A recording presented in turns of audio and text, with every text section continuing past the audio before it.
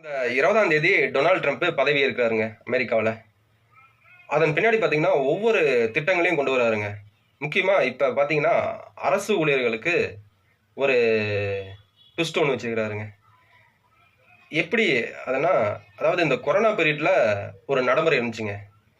வீட்டில் இருந்தே நீங்கள் பணிபுரியலாம் அப்படிங்கிற அந்த ஒரு நடைமுறை இருந்துச்சுங்க. அதை அதை வந்து இப்போ முதல்ல ரத்து பண்ணிக்கிறாருங்க. குறைஞ்சபட்சம் வாரத்திற்கு 5 நாளாச்சும் அலுவலகத்துக்கு வந்து பணிபுரிய வேண்டும் என்று இந்த அறிக்கையில சொல்லிக்கிறாருங்க. அதுக்கப்புறம் பார்த்தீங்கன்னா, இங்க அரசு ஊழியர்கள் குறைக்கும் திட்டமாக கணிசமாக குறைக்க போறதாகவும், இதனால விருப்ப ஓய்வு எடுத்துக்கிறவங்களுக்கு செப்டம்பர் 30ஆம் தேதி அதிலிருந்து 8 மாசம் உண்டான முழு சம்பளமும் குடுக்கிறதா கூறியிருக்கிறாருங்க. இதனால அங்க இருக்கிற அரசு ஊழியர்கள் பெரிய கலக்கத்துல தான் இருக்கிறாங்கன்னு சொல்ல முடியும்.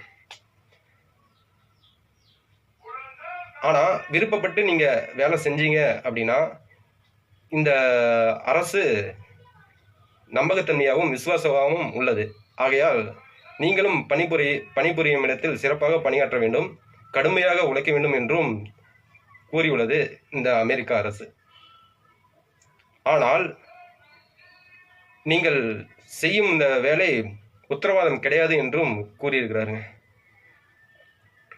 பெரிய ஒரு சிக்கலா அமைஞ்சிருக்குங்க அமெரிக்க அரசு ஊழியர்களுக்கு. இப்படி இருக்கும் பட்சத்துல அங்க 10% அரசு ஊழியர்கள் வந்து ராஜினாமா லெட்டர் கொடுக்க போறதா சொல்லியிருக்கிறாங்க. அப்படி 10% அரசு ஊழியர்னா குறைஞ்சபட்சம் 20 லட்சம் பேராங்க. இவங்க ராஜினாமா லெட்டர் கொடுத்தாங்க அப்படின்னா $100 மில்லியன் சேமிக்க முடியுமாங்க. அங்க அரசு ஊழியர்கள் ரொம்ப மன வருத்தத்திலையும் கலக்கத்திலையும் இருக்கிறாங்கன்னு தான் சொல்ல முடியுங்க. இனி வருங்காலங்களில் அமெரிக்கா அரசாங்கம் என்னென்ன திட்டங்கள் கொண்டு வர போறாங்கன்னு தெரியலைங்க. பார்ப்போம் பொறுத்திருந்து.